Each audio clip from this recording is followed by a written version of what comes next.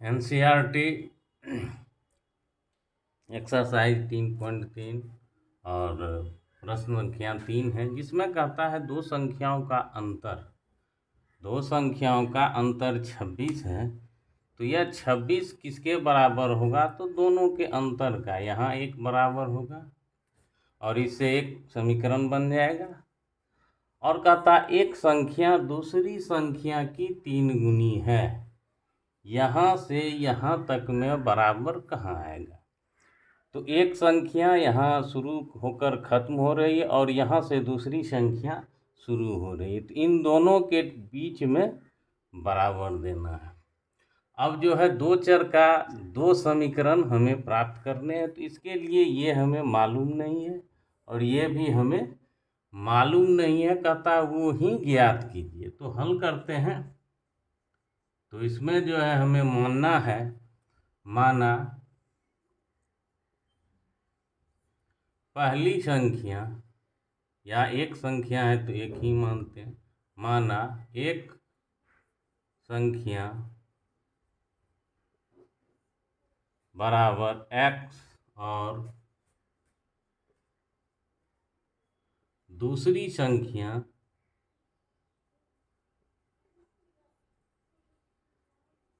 बराबर y है। प्रश्नानुसार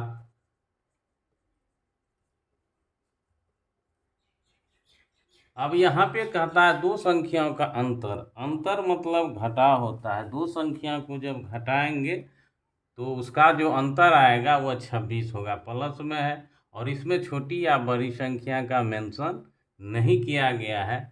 तो एक संख्या में से दूसरी संख्या क्या करता है? अंतर है तो अंतर घटा देना है। पहली संख्या और दूसरी संख्या को जब घटाएंगे तो हमें 26 प्राप्त होगा। यह समीकरण एक हो गया। उसके बाद दूसरा कहता है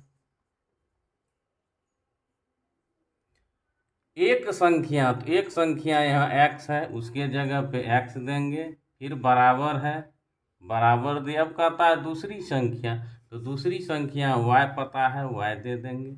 और कहता है कि 3 गुनी है तो गुना 3, बराबर देने के बाद जो जहाँ है उसको वहीं रहने दे। एक संख्या दे दिए, बराबर बराबर दूसरी संख्या y था, y दे दिए, और गुना 3 कहा तो गुना 3 कर दिए। जब इसको सरल करेंगे तो x बराबर 3y आ जाएगा। तो ये हमारा समीकरण 2 हो गया। अब देखिए ये अकेला भी है, अकेला करने की कोई आवश्यकता नहीं है। तो x का मान समीकरण 1 में रखते हैं। अब x का मान समीकरण 1 में रखने पर तो समीकरण 1 हमारा है x माइनस वाई बराबर 26। तो x के जगह जो है हम 3y रख सकते हैं। 3y माइनस y है, माइनस y बराबर 26 है तो 26। इसको सरल करते हैं। ये भी चर अचर वाले, ये भी चर अचर वाले, दोनों एक जैसा है। y का y रहेगा ही। ये प्लस है, माइनस है, तो घटा का काम होगा। यहाँ 3 है, यहाँ 1 है, तो 2 हो जाएगा। बड़ा का चिन्ह दे दिए, बराबर 26। तो y बराबर जो है हमें 26 में जो है 2 से भाग देंगे तो 13 हो जाएगा। तो y का मान हमें 13 आ गया। अब y का मान समीकरण 2 या 1 किसी में रख सकते हैं। तो चलिए y का मान, अब y का मान समीकरण 2 में रखने पर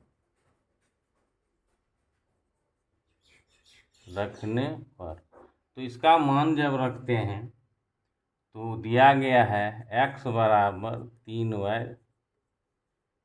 तो x 3 गुना y का मान 13, तो x हमारा हो गया 39 और y हमारा हो गया 13। तो यहाँ लिख सकते हैं एक संख्या अतः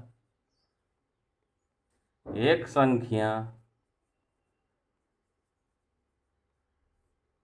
39 है और दूसरी संख्या 13 है।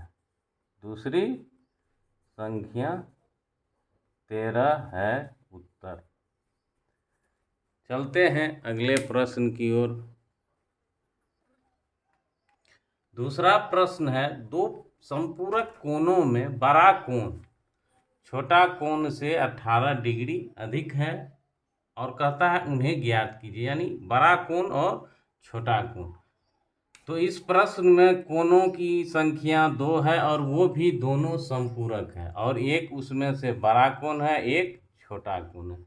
तो यहाँ से यहाँ तक में जो है हमें तो बड़ा कोण का बात यहाँ खत्म हो रही है और छोटा कोण की शुरुआत एक बराबर यहाँ पड़ेगा। तो इससे एक समीकरण हो जाएगा और हमें बड़ा कोण मानना पड़ेगा और छोटा कोण जो जहाँ है वहाँ रख करके उसको सरल कर देना है। तो सबसे पहले जो दिया है उसको देखते हैं। तो यहाँ कहता है बड़ा कोण, तो मानना पड़ेगा, माना बड़ा कोण बराबर x और छोटा कोण बराबर y। ये मान लिया प्रश्नानुसार।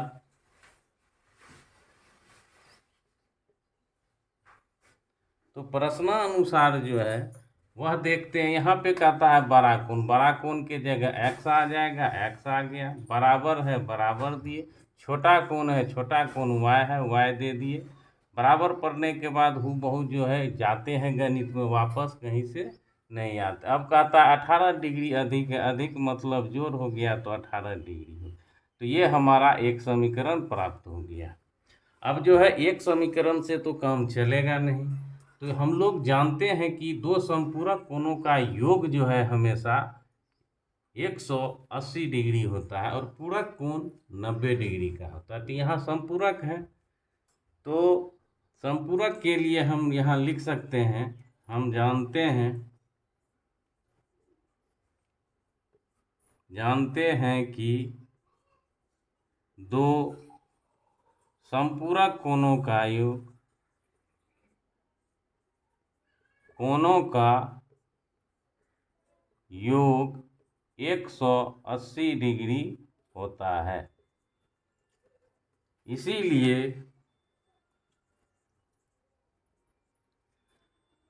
x बड़ा कोण और छोटा कोण जुड़ करके हमें 180 डिग्री देगा। इसीलिए ये समीकरण हमारा 2 हो जाएगा। अब दूसरा समीकरण में जो है पहला समीकरण का मान रखते हैं। अब x का मान समीकरण 2 में रखने पर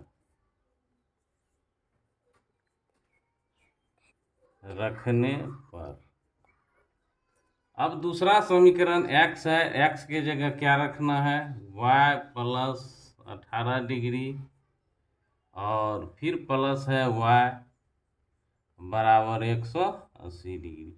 अब ये y है, दोनों जो है चराचर वाले हैं, यहाँ एक y यहाँ एक y, दोनों का चिन्ह समान है तो जोड़ होगा, एक एक दो जुड़ेगा, प्लस आगे पीछे y होगा प्लस 18 डिग्री बराबर 180। अब इसको सरल करते हैं तो हो जाएगा 2y बराबर 180 डिग्री माइनस 18 डिग्री। तो 2y बराबर हो जाएगा 10 में से 2 8 जाएगा तो 2 होगा और यहाँ पे 7 6 हो जाएगा और ये 1 हो जाएगा। अब जो है इसीलिए y बराबर हो जाएगा 162 डिग्री बटा 2, भाग देंगे तो 81 होगा, तो y बराबर 81 डिग्री। अब जो है y का मान,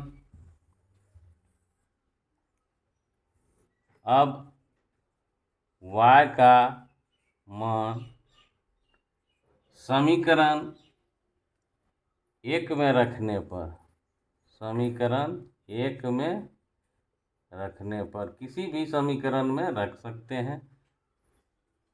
तो x बराबर y प्लस 18 डिग्री। अब जो है y का मान आया है 81 डिग्री प्लस 18 डिग्री।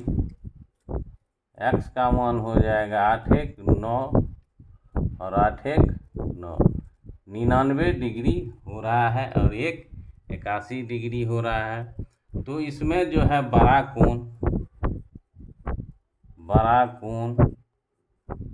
99 डिग्री और छोटा कोण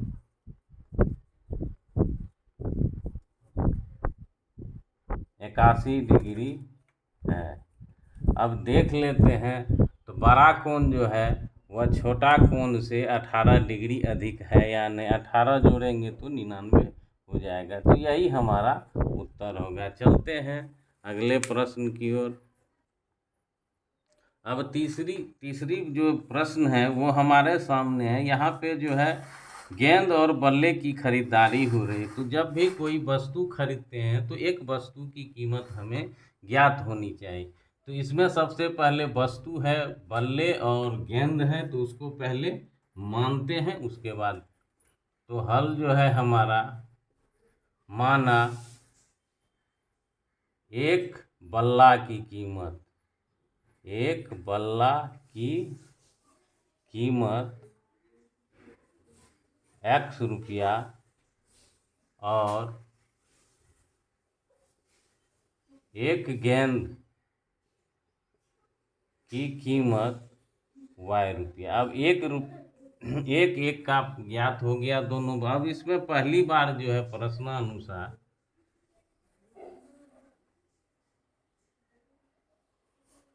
इसमें कहता है 7 बल्ले और 6 गेंद जो है मिल करके 3800 रुपये में खरीदी गई है। तो सबसे पहले 7 बल्ला है, तो एक बल्ले अगर x में आते हैं तो 7 गुना x 7x देना होगा जोड़, और गेंद जो है 6 है तो 6y मिल करके हमारा 3800 आ रहा है। तो ये समीकरण 1 हो गया। उसके बाद दूसरा कहता है, तो इसमें जो है 3 बल्ले हैं और 5 गेंद हैं। तो 3x प्लस 5y ये कुल रुपये दिया जा रहा है 1750। अब जो है दोनों समीकरण हमें प्राप्त है। अब इसको जो है सबसे पहले अकेला करते हैं, उसके बाद देखते हैं। अब तो 5y को रहने देते हैं। 1750 ये प्लस है, इधर आकर के माइनस 3x हो जाए। अब केवल y का मान रहना है 1750 माइनस 3x अपॉन 5। ये समीकरण 3 हो गया। चलिए अब y का मान जो है 1 में रखते हैं। अब y का मान समीकरण 1 में रखने पर तो पहला समीकरण जो है हमें यहाँ पे 7x है, 7x रहेगा ही, प्लस 6 है और y का मान जो है हमें रखना है तो 1750 3x और ये बराबर है 3800 के। अब इसको सरल करते हैं तो ये पहले 6 गुना है तो अंश है, तो अंश में अंश से गुना होगा ही। चलिए 7x प्लस 0 30 बाकी 3 42 3 45 बाकी 4 6 10,500 आ रहा है, माइनस जो है हमारा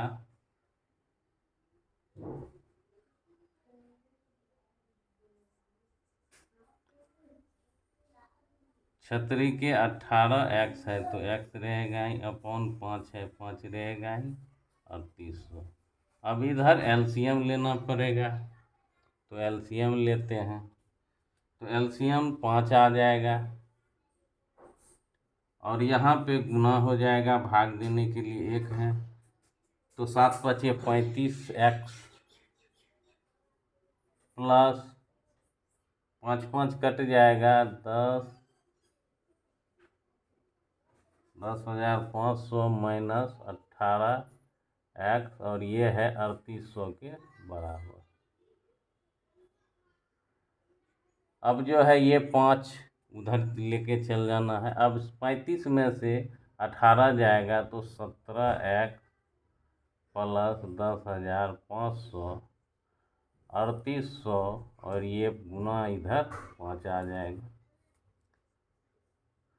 अब 17x बराबर 0 0 40 4 19 10 500, तो 17x बराबर हमें आ जाएगा 9,000 में 500 8,500 आ जाएगा। इसीलिए x बराबर 17 से जो है, तो ये हमें 500 प्राप्त हो गया।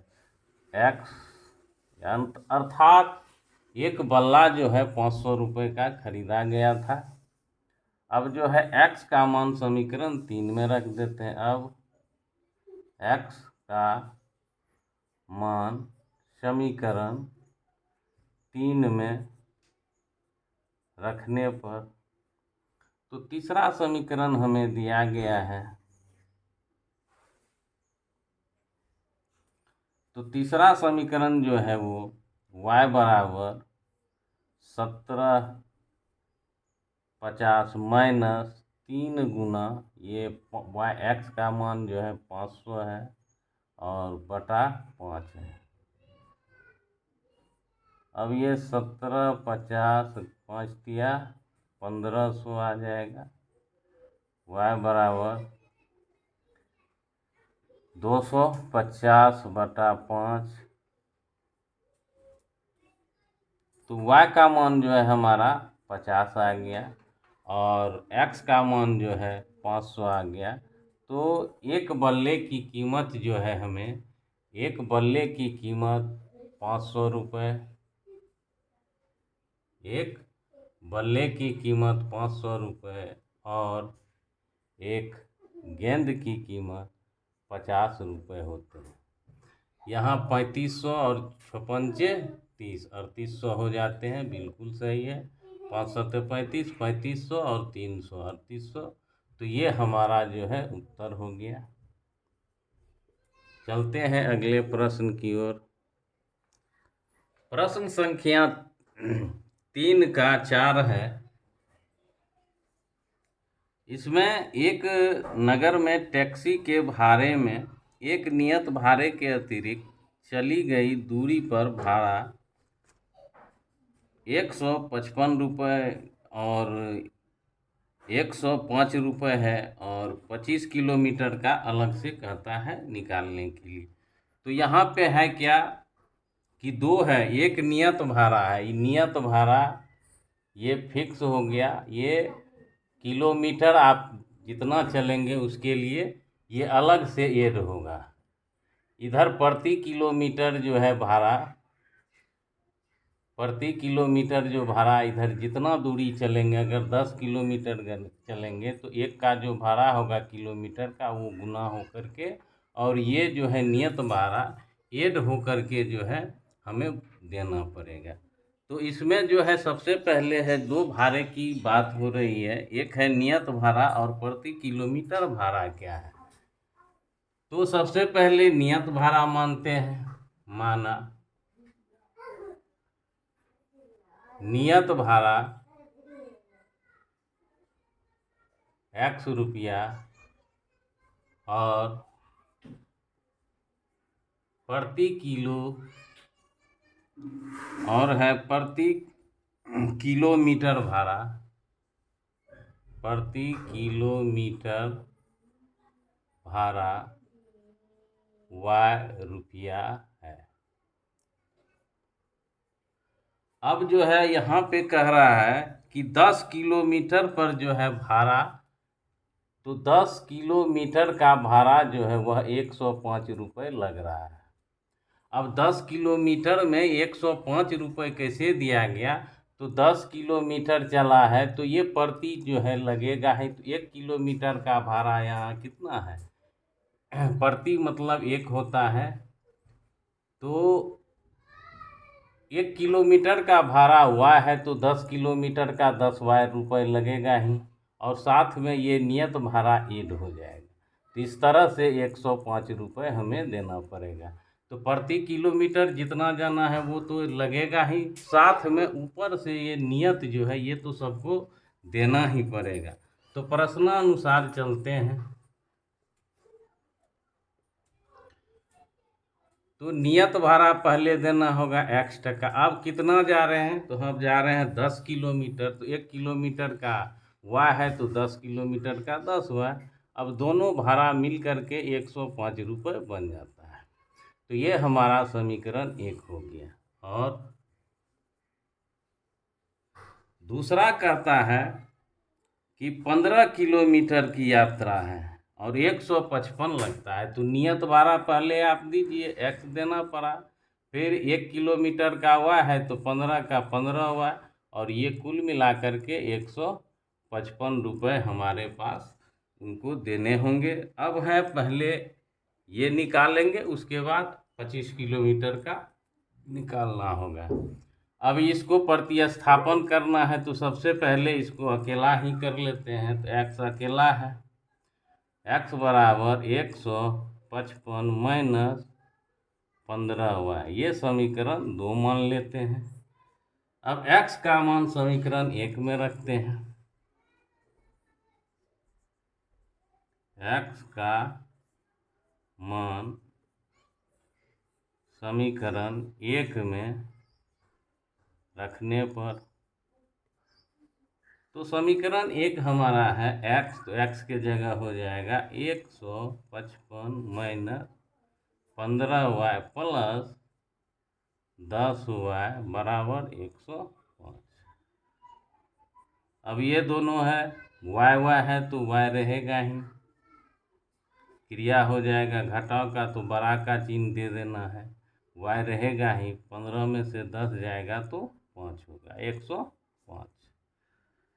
अब जो है ये इधर आ जाएगा तो -5 वाई रह जाएगा, 105 में से 155 को निकाल देना है। तो ये हो जाएगा माइनस, बड़ा का चिन्ह है, घटाव का कम होगा, इसीलिए y बराबर हो जाएगा -50 -5, तो ये हमारा 10 हो जाएगा। तो y बराबर 10। तो ये जो है प्रति किलोमीटर भाड़ा हमें ज्ञात हो गया। अब नियत भाड़ा हमें ज्ञात करनी है। अब y का मान समीकरण 2 में रखने पर, तो दूसरा में रखते हैं। तो यहाँ दिया है x 155 माइनस 15 वाई। चलिए x बराबर 155 माइनस 15 गुना 10, तो ये हो जाएगा 150। तो x बराबर 5 रुपया निकल गया। अब जो है हम लोग कह सकते हैं कि नियत भाड़ा, अतः नियत भाड़ा बराबर, नियत भाड़ा x है तो 5 रुपये, और 1 किलोमीटर का भाड़ा जो है y आया है 10, तो 10 रुपये, ये हमारा उत्तर हो गया। अब कहता है 25 किलोमीटर का भी हमको निकाल करके बताइए कि कितना भाड़ा लगेगा। तो 25 किलोमीटर का देख लेते हैं। तो 25 किलोमीटर जो चला उसका जो है भाड़ा करता निकालिए। अब 25 किलोमीटर का भाड़ा बराबर, तो सबसे पहले नियत भाड़ा,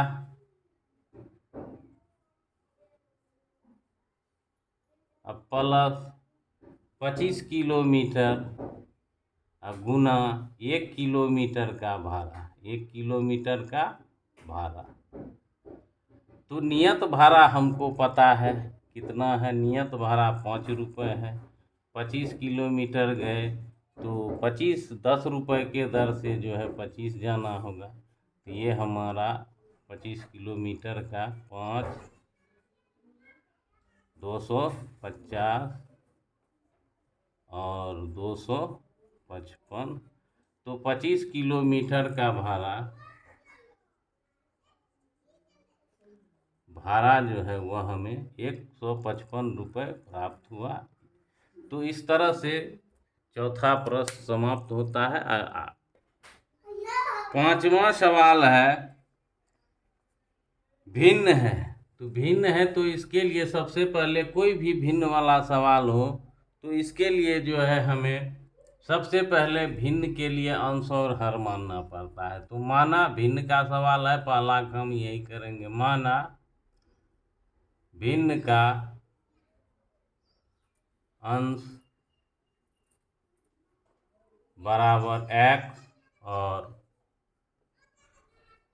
भिन्न का हर बराबर y।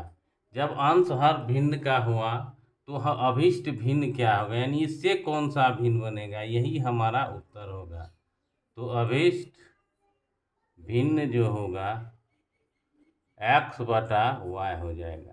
तो ये ही हमारा उत्तर होगा। x y का मान जब तक निकालेंगे नहीं तब तक हम भिन्न जो है नहीं दे सकते। अब प्रश्नानुसार क्या करता है, प्रश्नानुसार में जो भिन्न दिया है वो लिख लेना। अब इसमें क्या छेड़छाड़ करता है वो देख, कहता है अंश में भी 2 जोड़िए और हर में भी 2 जोड़िए। का अंश में भी 2 जोड़ दीजिए और हर में भी, और यह जो है तब 9/11 के बराबर हो जाएगा। अब जो है इसको वज्र गुणन करना होगा। तो वज्र गुणन करते हैं तो 11 जो है x + 2 के साथ आएगा और 9 जो है y + 2 के साथ आएगा। तो गुना करते हैं तो 11x + 22 और ये 9y + 18। अब जो है समीकरण बनाते हैं। तो 11x ये प्लस है तो इधर आके 9y होगा और इधर 18 है, इधर आके -22 हो जाएगा। तो ये समीकरण 11x - 9y बराबर -4 हो जाता है। ये समीकरण हमारा 1 हो गया। अब दूसरा क्या है, अब तो दूसरा कहता है अंश और हर दोनों में जो है 3 जब जोड़ते हैं तो 5/6 आता है। तो x बटे y इसमें जो है 3 जोड़ देना है, इसमें भी। अब यह जो है भिन्न 5/6 के बराबर। फिर ये 6 जो है वज्र गुणन में x + 3 बराबर 5 के साथ y + 3 आएगा। इसको करते हैं छतरी के 18 6x + 18 5y + 15। इसमें जो है x को अकेला कर देते हैं या y को, तो यहाँ पे आ जाएगा 6x बराबर 5y + 15 - 18।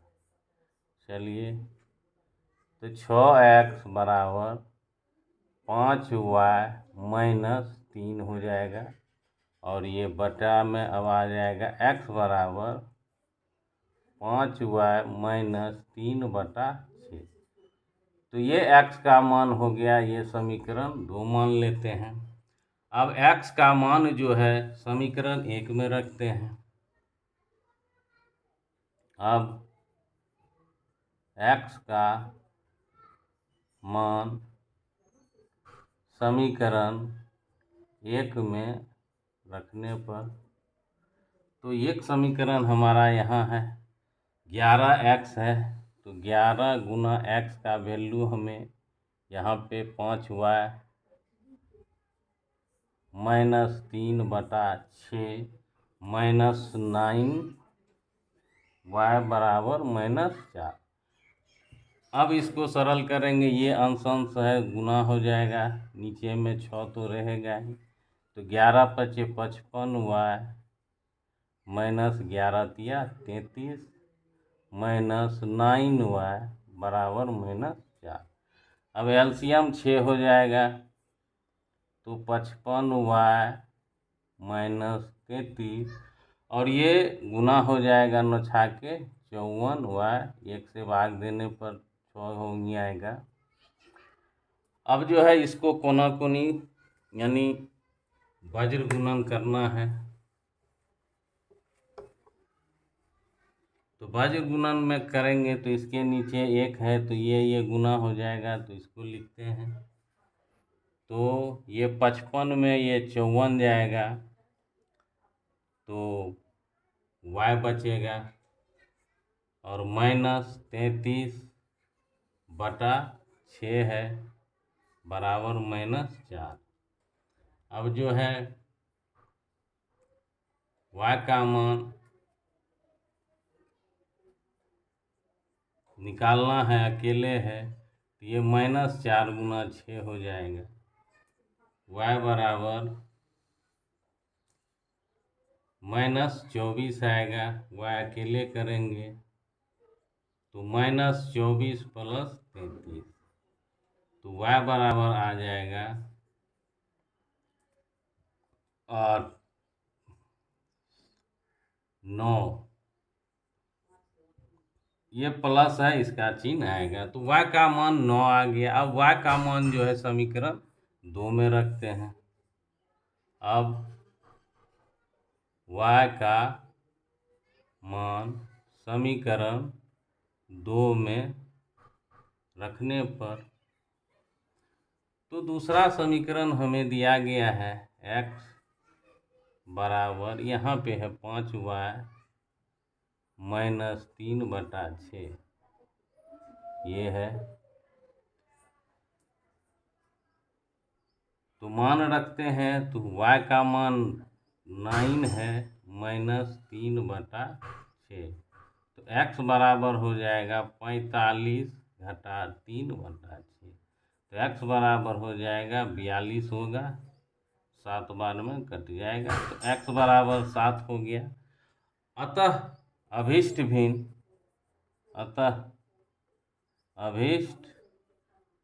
भिन्न बराबर, ये जो भिन्न है x/y था, तो x का वैल्यू 7 है, y का मान 9 है। अब चेक करते हैं, ये कहता है 3 जोड़ देंगे तो 10 हो जाएगा, ये 12 हो जाएगा, तो 10/12 कट करके 5/6 आएगा। और दूसरे में कहता है 2 जोड़ता है, तो 9/11, तो जो जोड़ेंगे तो 7 2 9 हो जाएगा, और 9 2 11, तो इसका मतलब ये उत्तर जो है पूर्णतः सत्य है। चलते हैं अगले प्रश्न की ओर। 5वां सवाल है उम्र संबंधी। तो उम्र संबंधी प्रश्न में 2 व्यक्ति होते हैं और उसके वर्तमान उम्र पहले मानते हैं। तो यहाँ पे है जैकब और उसकी पुत्री। तो सबसे पहले उम्र संबंधी प्रश्न में भी यही 2 व्यक्ति है, उसको मानते हैं। माना जैकब की, जब भी मानते हैं वर्तमान आयु, जैकब की वर्तमान आयु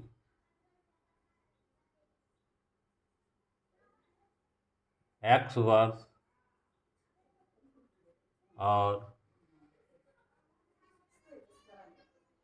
और उसके पुत्र हैं, और उसके पुत्र की वर्तमान आयु Y वर्ष। ये मानने के बाद प्रश्नानुसार जाएंगे, देखते हैं क्या कहता है। वर्तमान उम्र की चर्चा है या कोई और उम्र? तो माने है वर्तमान उम्र। अब इसमें कहता है 5 वर्ष बाद जैकब की आयु। तो ये जैकब की वर्तमान आयु बाद है तो बाद में जाना पड़ेगा। तो x प्लस 5 वर्ष बाद की आयु हमें जैकब की वर्तमान में बाद की आयु ऐड कर दिए।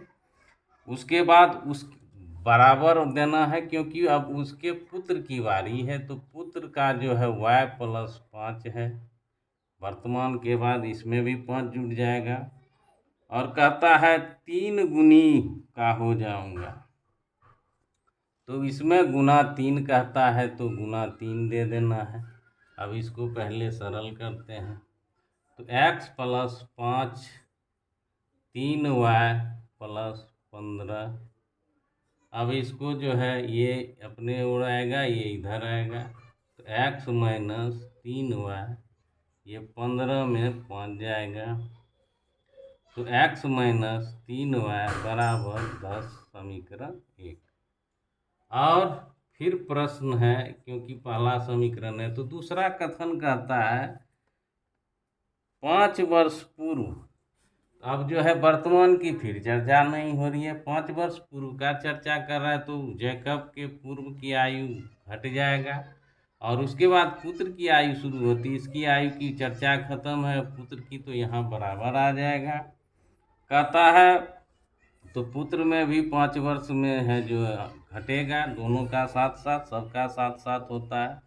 उसके बाद 7 गुनी की चर्चा है तो 7 गुना दे देना है, जो जहाँ है वहीं रहता है बराबर के बाद। अब जो है इसको सरल करना पड़ेगा, इसमें अकेला कर देंगे। x माइनस 5 बराबर 7y माइनस 35। अब इसको उधर ले जाते हैं तो x बराबर 7y माइनस 35 प्लस 5। तो x बराबर हो जाएगा हमारा 7y माइनस 30, दोनों घट जाएंगे, ये समीकरण 2 हो जाएगा। अब x का वैल्यू भी पता हो गया। अब इसका मान जो है पुट कर देना है समीकरण 1 में। अब